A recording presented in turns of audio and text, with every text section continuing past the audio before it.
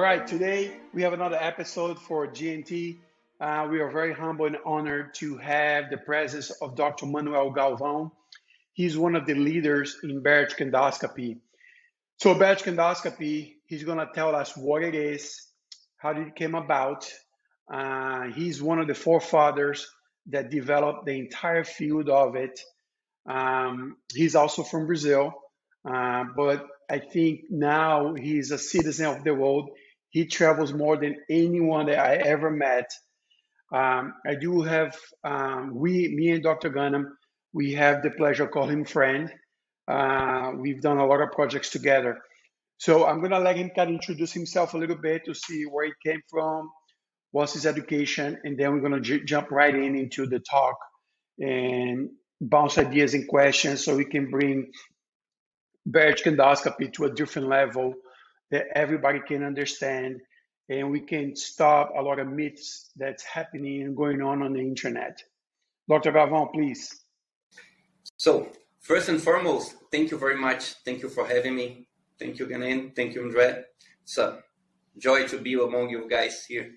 So about myself is like I have to get back telling you in advance my age. So 20 plus years ago, when the whole laparoscopic bariatric surgery began, first we have the open bariatric surgery that have big cuts on that. So then in this transition, it's how it begins.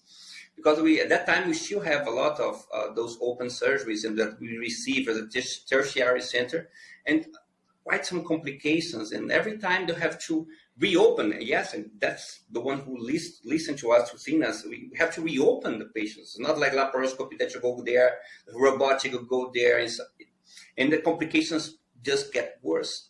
So at that time, we are doing lots of advanced endoscopy. And the thought was, guys, we are near the complication they knew. You have to cross all the abdomen to get there, and we're already there by the mouth doing endoscopy. So if you wanted to treat like washing, putting drains, we can do it. So that's how it all started 20 years ago on helping and developing solutions from bariatric surgery complication that fortunately now you guys pretty much don't have it. So at that same time, it starts with the first bariatric endoscopy procedure, that's the intragastric balloon, the balloon that you put inside the stomach and in your pie space, so the same amount of food not going to feed there. And that is how this thing starts, and that ends up now that I'm talking to you guys, and you do bariatric endoscopy 20 years after that. So that's how it is. And then it starts, and we can talk a lot about that, the types of procedure that we do, how we develop, and it's spreading all over the world, and I'm carrying the flag. So I guess we can start by asking you kind of touched about the different procedures in the balloon, but I'm going to go back a little bit. Who qualifies, in your opinion, as somebody who's really a world leader in this field, for those endoscopic procedures, and what are the weight loss differences and the indications as opposed to, say, a regular sleeve or a regular bypass as opposed to the balloon or that? That's the question we should start with. Thank you.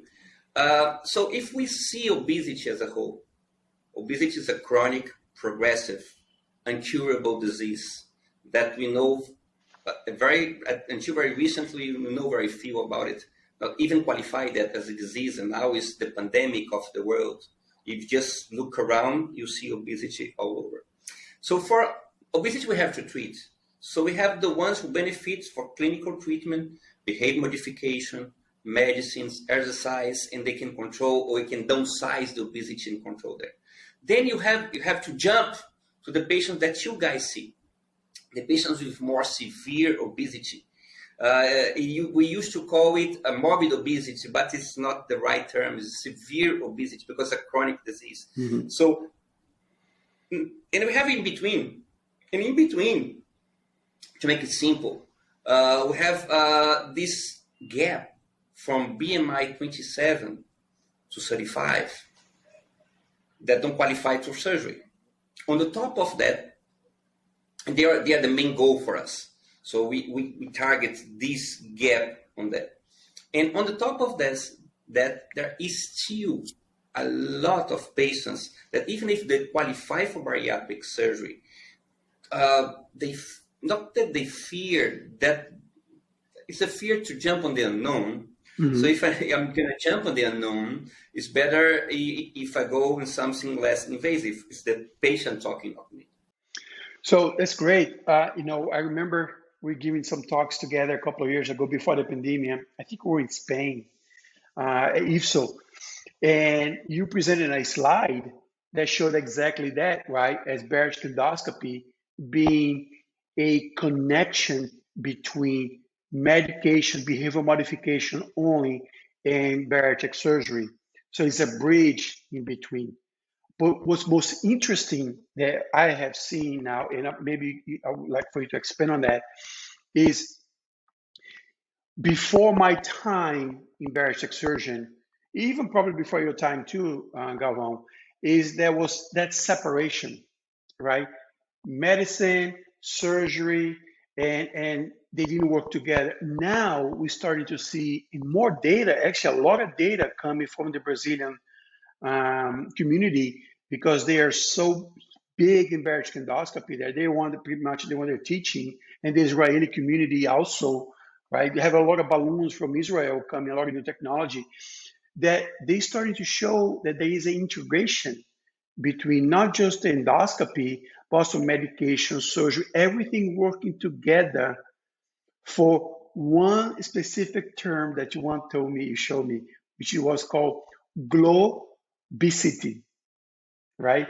So that was a term you once said in a talk. I was like, oh, wow, this is crazy. I mean, it does make sense. Can you explain on that, or expand a little bit more in that relationship that you're starting to see in the results? Yeah, sure. That's definitely. And Drs Ghanem, this division is still there. We are just closing this gap. And it is like the lack of understanding of what we're dealing with. So it's like we are separate, and it's the same disease. So my example for that is then when we treat diabetes, when we treat hypertension, or when we treat cardiac conditions, you have the medicines, behavior modification, you have both together, have exercise. And then you start having the endovascular approach. That is the mainstream. And the more severe cases are for the open heart surgery. And they're all like the same. And we didn't saw that in obesity, because this underlying condition that is a disease were considered like apart. This is so awkward that obesity is the leading cause of the three diseases I just stepped in. Cardiac diseases, diabetes, hypertension. So we have to treat obesity in the same way. It's a chronic disease model. And we have to offer our patients what? Portfolio.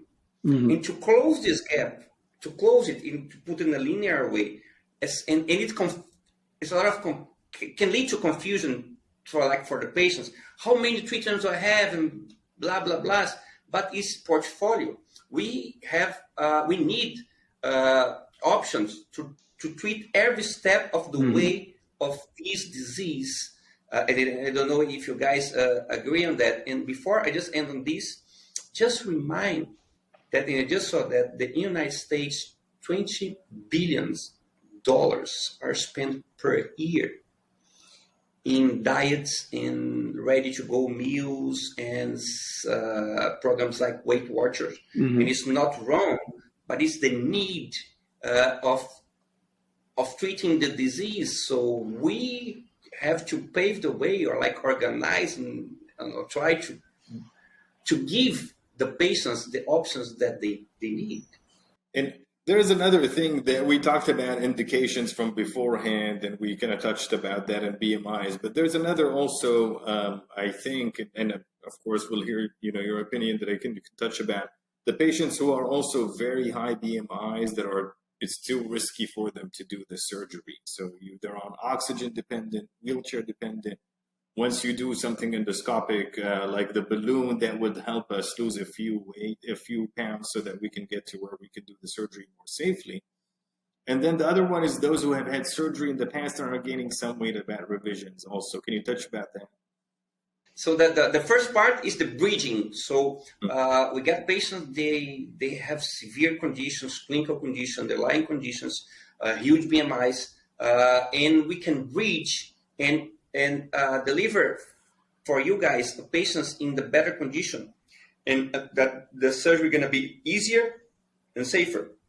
They lose weight with our procedures. They're gonna shrink the liver. Gonna be easier you guys to move around. The whole health condition gonna be better. And interestingly, so imagine again, I'm gonna back to that. You guys have to cross a lot of physical barriers to get to your target area to start doing your procedure.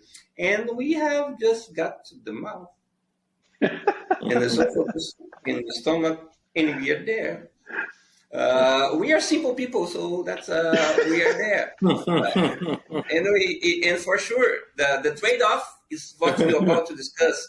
I cannot offer a powerful tool as you guys can, but I can for sure a less invasive one. And then bridging is one of the nice options. The other, again, that you mentioned is the revisions. Mm-hmm. So again, and I'll hammer that for the whole night if needed. Mm-hmm. Obesity is a chronic, progressive, incurable disease. That's no right. Silver bullet. So we control for a certain amount of time. In bariatric surgery, do it beautifully. We think we're talking about decades. But eventually, if the disease progresses and the patient regain weight, so again, we are coming to the mouth and we can offer a lot of revisional options to these patients to put them on track. And again, patients gonna get to that is a very, how can I say that, unpleasant situation. Mm-hmm. That they lost the weight, they got the benefits, they feel good, and then they regain that. And that's a lot of finger points and mm-hmm. guilty stuff and things like that. That is not the disease progressing. So that with endoscopy, we can bring the patients more easily and do our procedures, and most important, embrace them again with the multidisciplinary team that they deserve. Yeah, so I agree with you, Galvão. I mean, as you know, we do a lot of endoscopic revisions here also. Learning from you and from the whole team back at home in Brazil. And you've come here a couple of times to show you, it was awesome, to show new techniques and so forth. And, you know, we've done some studies together, me and Dr. Gunn and you and so forth. One of the beauty I see about bariatric endoscopy, especially revisions, are you revise those patients, or you kind of tune up the procedure again by giving restriction, decreasing size, and so forth. And they go home the same day, right? So you've done this tune-up, then at the same time you attack that obesity with medications, right? So now, and also you have a nutritionist, your psychologist, and your physical education person, right? Your exercise physiologist. So now you are putting this patient back on track again with a much less risk of complication, right? And they can start seeing the results again, right? And lose that 20, 30, 40 pounds they regain and so forth. And they're able to exercise and maintain it, sometimes even lose more than that. So that's one of the beauty of endoscopy that I see. And I'm pretty sure Dr. Gunn sees the same because he does a lot of them too. And the risk of sometimes, what patients don't understand is sometimes risks of revision surgically, the risk is always higher than a primary, right, operation, meaning the first operation that you do. But there are some times that a surgical revision would be better than an endoscopic revision. You know, again, it takes experience, right, to be able to determine which one will be better for patient, right? And it only goes into centers that do a lot of them either or, right? To be able to determine that, right? What I want you to expand a little bit more is right now in America, we only have two procedures, right? Intragastric balloon, and correct me if I'm wrong, because I know you're involved in pretty much developing pretty much every single balloon in the world. Right now, we only have Orbera that is being used across. We had in the past the O balloon, and there was another one that we had that kind of pretty much went belly up. I know there are two balloons that are just got the FDA, or they're in the process of getting the FDA approved, which is the swallowable capsule and the adjustable one. Can you explain more about the different types of balloon that you've seen and the ones that we have here that you participated on the FDA trial or involved in discussing that? Yeah, well, absolutely. It's a topic that I love. So balloons, the gastric balloons was the very first endobariatric therapy that we had developed worldwide. And that's an interesting story that before it came into US in 2015, it was approved the very first one, and we helped train the first physicians in US to do that. It was being done since the year 2000 worldwide. And then comes the first balloon, Orbera, and then the O balloon, coming and going. We don't know exactly, but let me fix on what you ask. Those two balloons, one is the liquid-filled adjustable balloon, just got approved in US by FDA for a 9-month period. And it's very interesting. It's like a regular balloon. So you put it in under sedation, and then you put on the stomach, you fill it, you let it there. So it had the capability of whenever needed. So if the patient is feeling a lot of symptoms of on the adaptation period, you can go there, you can empty a little bit. So down the road, if the patient lose the fullness sensation, you can again go inside and adjust. And how's the adjustment done? So this balloon has a small tail outside. So you put in the endoscopy, you got the tail up to the mouth on the sedation again, and then you connect a tube in the IV bag, and then you put more or you remove more. So you adjust, so you tailor it down the road to the patient. And it's instead of 6 months of the Orbera, it can go up to 9 months. Still needed endoscopy to put it in, endoscopy to put it out. Still have the same adaptation period of 5 to 7 days that we see the stomach reacting, and then it settles. So the FDA trial come out clean, good. So it is approved. The other one that you guys mentioned is the one that already have done the FDA trial, and this is the swallowable balloon, or called procedureless balloon. And this is kind of an evolution of the field. So imagine, guys, that the old balloon, you didn't need to do endoscopy to put it in. And then you fill that with nitrogen. And then you have to put another balloon and another balloon up to 3 consecutive weeks. Right. This balloon is different. Take the capsule, and then you take an X-ray, plain X-ray. So you fill the catheter, and you start filling the balloon. Everything comes together. You don't have to fill like V bags or whatever. It's all there in the set. It's a vegan balloon. The liquid is also vegan, so it's a good news for the people that are on that trend. And then you fill it, another plain X-ray, remove the balloon, and the patient go home. Right. And what happened is this balloon is designed to stay to around 4 to 5 months, and then it have a weak spot, and this liquid inside the suturing, so the pH is acid, it corrodes a small suture, and then it opens a large hole. It empty balloon. The balloon is made of a very thin film, and it passes through the bowel. So there's no need to do an endoscopy, sedation to put it in. There's no need to do the same sedation, even more, that some services remove the balloon under general anesthesia. So don't need to general anesthesia, don't need to go back to that. And on the top of that, it's interesting that the company is adopting a very new approach that using of artificial intelligence to follow the patients. So patients receive immediately a scale, an intelligence scale, and the smartwatch.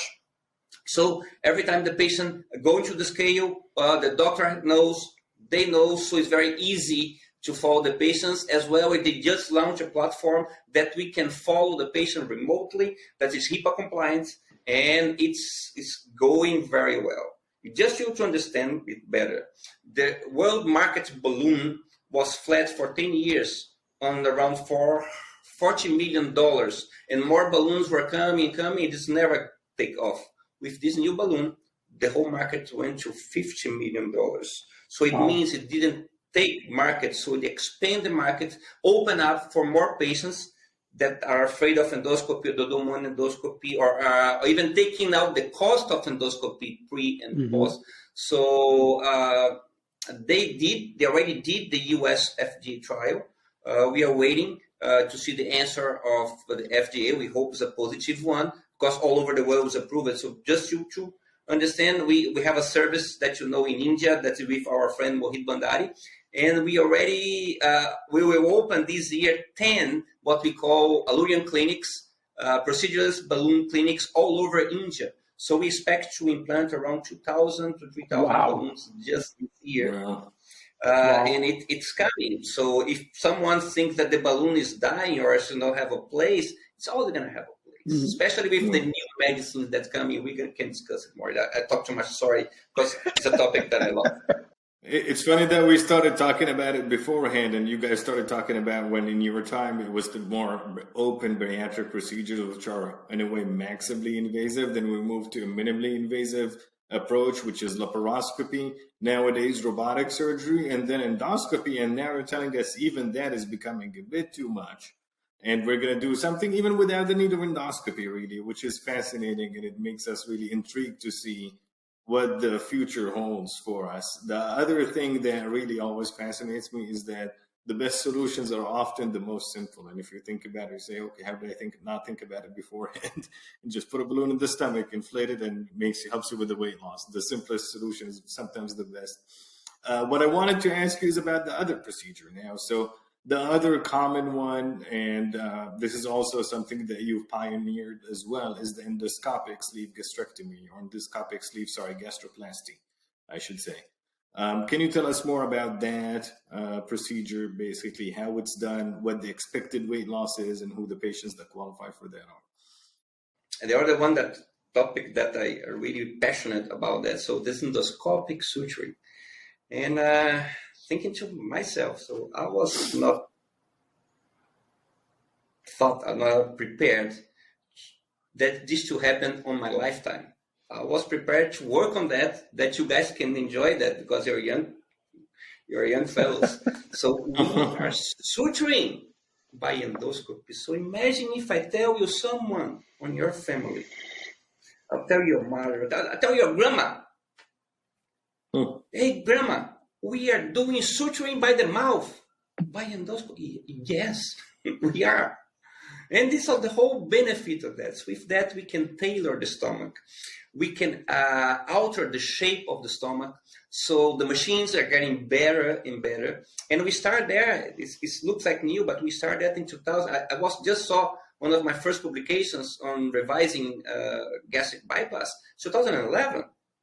So that's not that young. So when it is, history is very interesting. When we thought the device was ready to do more sutures, more comfortable, so we collectively decide that we should jump on altering the anatomy of the stomach. So it's like some people doing the same work at the same time, and it was like this. We were in Panama with colleagues from US, from Panama, from Dominican Republic, ourselves. We joined together, we decided the technique at that time. So Mayo Clinic was doing another work, and also Harvard. So basically at the same time, we got up with these ideas, and it was almost the same. And then it evolves very fast. We went through Europe, and then you guys in the US start doing some IRB trials and things like that. It evolves very fast. So now it's 2013, or the first publication. So now 2021, we have around 35,000 cases done worldwide. And interestingly, doesn't matter where you are, country, continent, publications have the same result. We can reach around 18 to 20% of total weight loss in the single series. Randomized series that are a little bit more difficult, around 14, 15%. And very recently, and it's so nice to see you guys, because you were part of that. You were a very important part of that. So this is the MERIT trial. So it's a US trial, randomized trial where 200 patients were selected and were accepted to take part on this trial, and they were randomly selected to have the procedure, the endoscopic suturing, 80 patients. And 120 patients went on a diet with a good follow-up. And then they were compared. This group had the randomizer, they didn't know the randomizer, whatever, they had the diet. This group, after that, was crossed to have the procedure. And the first group was crossed to be followed. So interestingly, that they have around this 14% of total weight loss, 49% of excess weight loss. And then when they are crossed, the ones for diet crossed have the same results. And the ones who are followed for 1 year, they keep the results. So why is this important for the ones who are listening and seeing us? It's because it's an FDA study.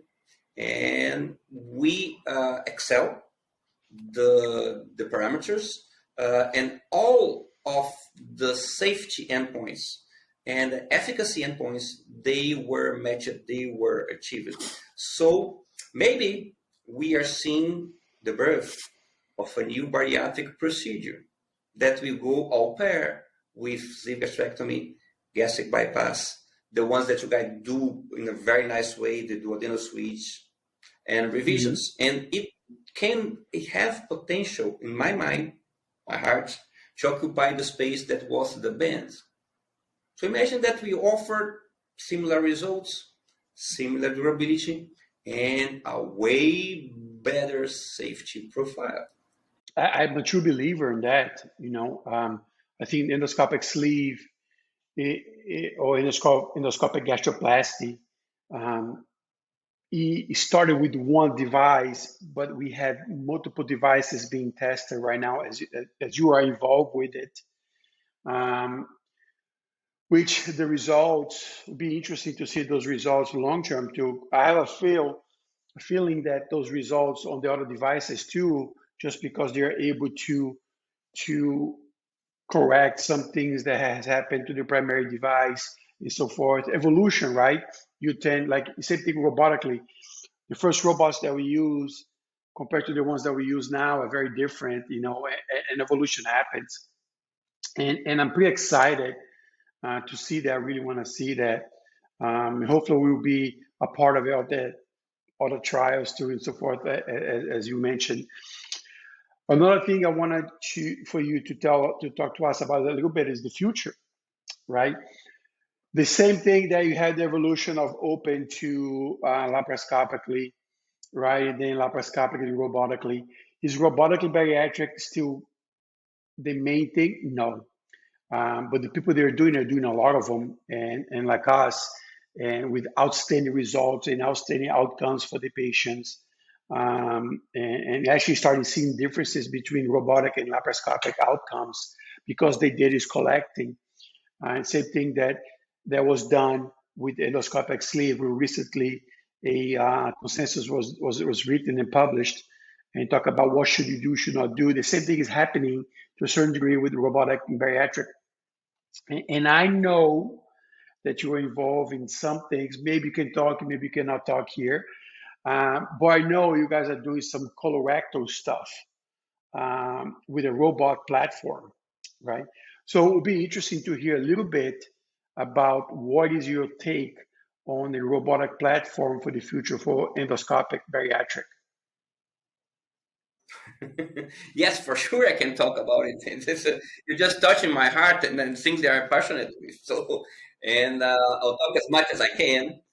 because we know when we start those things, when we are involved with startup companies and projects, sometimes we can talk, sometimes we don't, but we do, definitely we can. So we have the opportunity to work with the robotic flexible platform.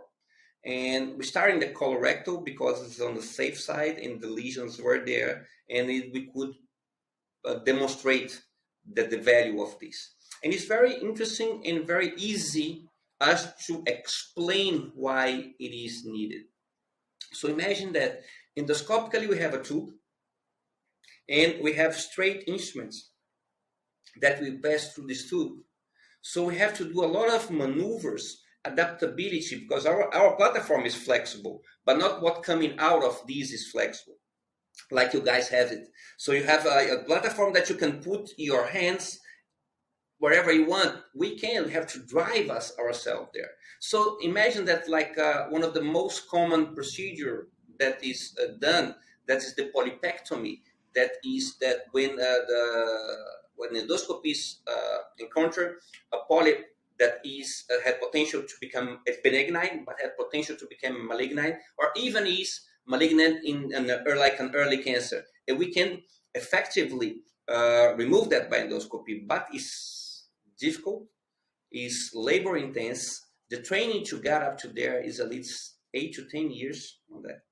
Why? Because we don't have things going there. So what robotic platform give us, and we were amazing, is that we have our tube, and then an arm comes to that side, the other arm comes that side, and we can lift, cut, and then suture, like you guys are doing.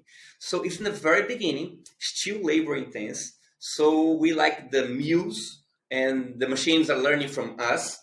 It's still very eating with chopstick without the right experience.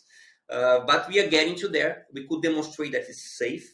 We could reduce the timing at a comfortable levels. And we are waiting for the upper one that is still a prototype. So we see and we heard that all the robotic companies are working on a flexible platforms. We see the success of the flexible platform for the lungs. That is such a difficult navigation. And then it's a revolution that is much better than the humans driving through the bronchial tree. So the robots are much better than us and much precise than us. So I think that there's no way that flexible robotic platforms that we can drive through the mouth and like the colon, they don't have a reason not to come. Now that you told us, are you going to have to kill us? Should we expect an assassin coming on our door knocking? And the other question, do we need to find another job that robots are taking over? Not really. Not really. Actually, we will evolve on our jobs. You guys are already doing that. You're doing endoscopy. You are understanding and studying drugs. So I don't think that we need a specialist to give you medicine, another specialist to do an endoscopy, another specialist to do surgery. It's a waste of resources. Human resources, because we can be trained, and you guys are the example, and you're young and you're leading and paving the way. You offer your patients in Central Florida and for the whole Florida an outstanding service. Understanding that in offer, and your numbers talk by themselves. Okay. So look what you guys are doing, the progress that you guys are doing, just because you put in the same line. Right, and really this pandemic has been a perfect demonstration really of how this whole system and the resources can be stretched thin, much to what we didn't think about beforehand, because we got kind of too comfortable before this pandemic hit. And the other thing that I love to hear is the haters. The haters are all over. Everybody hates each other, or not that, but we see a lot. So medicine will kill endoscopy, endoscopy will kill surgery, surgery will kill them both. No, that's not like there. That's not like they that. Are not. They are complementary. That we have to serve, not our procedures, not our beliefs. We have to serve the one to the other side. Have to serve you. Have to serve the patients. And it's really a multidisciplinary approach that both Dr. Teixeira and yourself kind of touched about beforehand, which we always talk about to the patients. You see that it's really, obesity has never been a simple problem. It's never been calories in, calories out, there's your problem.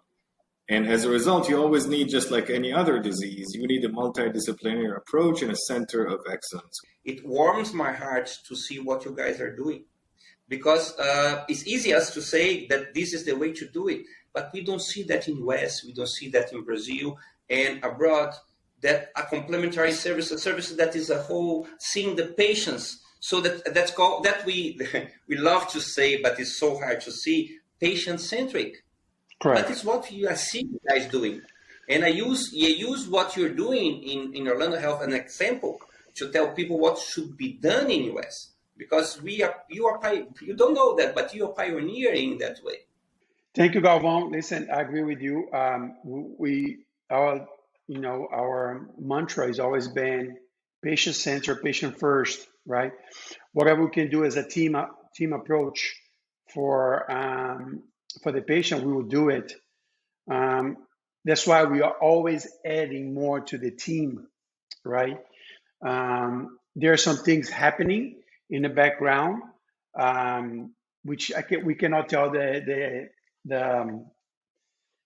people that listen to us or yet, but hopefully in the future, pretty future, we'll tell them what the other people that we are adding to our team. Yeah, everything that we do and everything that we hire, everyone that any physician or practitioner or nurses, it's all about patient-centered care, right? Like Dr. Ghanem said, if we lose that perspective, we lose the reason why we're doing this, right? And another thing is, and you taught me that, is that you should never be afraid to teach what you know. Share the knowledge, right? The more you share the knowledge, more people will be able to do what we do and be able to help more people, right? So I know your time is busy, you're in your vacation. I'm very gracious that me and Ghanem are very gracious that you took time to participate this with us. Any last words from you, Ghanem, before we give last words from Galvão, and then we will stop the recording because he needs to enjoy his vacation. I also enjoy some gin and tonic. That is the whole point eventually, right? Enjoying the G&T. I think one last kind of question off topic of endoscopy. You're truly a Sinbad, really, traveling on the magic carpet, pioneering with this endoscopy. How did you notice there are differences in obesity nowadays in different parts of the world? Because that's something that you truly got to experience. What I can tell you is that obesity hits different parts of the world in a very different way. So in Brazil, we are pretty much like US. So our obesity is the mix of cultures, a mix of DNAs is pretty much like the West. So that's why we're the second world largest market for bariatric surgery. So if you travel a lot, you're going to see so different, like Middle East. Middle East is a huge problem, the obesity, because not because of local DNA, but much more the way of living that is hard to exercise. Outside, you confine to your home, the adoption of Eastern diets, and it's a lot of things that make it. We see a huge issue with there. I'm going to the UAE in February to work with the government there, like me, Ibrahim Abudaye, some gastroenterologists. We are training the locals to do that. They are already doing that. And then you go to Asia Pacific. Well, different world. The time and the centuries make those human beings there to be designed, like, if I can say that, and sorry if it's not the right wording, designed to be lean, to be smaller than when compared with the eastern side, and have difficult access to food. Now the access to food, my friend, is universal. Mm-hmm. The mankind solved the problem of starvation. We don't have this problem anymore. Starvation is an issue with locals or with conflict or difficult access. That is very, very unlikely. So imagine that food is universal, but ultra-processed food.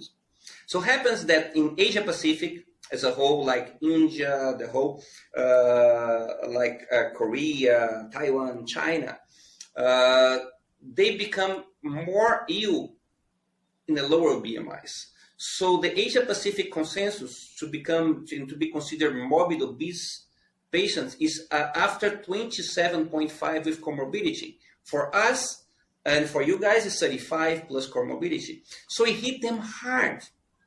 And imagine that I didn't have access the whole history of my people to food. Mm-hmm. Now I have it, and I'm gonna say them don't eat. Mm-hmm. So we are seeing patients there with 29 BMI, with hypertension, diabetes, and imagine we are talking about two countries. India, 1 billion and 200 million, 1 billion 200 million, and China is 1 billion and 500 million. So imagine the issue with that. So and I can go even. Let me come back to North America. May I? Mexico is the place on earth that have more problem with type 2 diabetes because of the local type of diet, or there are places that Coca-Cola is cheaper than water to feed your son, or to milk to feed your son. So imagine how it can develop. And I think it is a topic for another meeting of us talking about the industry, obesity, global. And you just opened the Pandora box. Right. I agree with you, man. So again, thank you so much for being a part of this endeavor. We're just trying to educate more the patients and other physicians, anyone that's have an interest in knowing this. We do appreciate you taking your time from your vacation, because I know vacation for you is tough. But hopefully I'll see you pretty soon. A couple more weeks, I'll see you.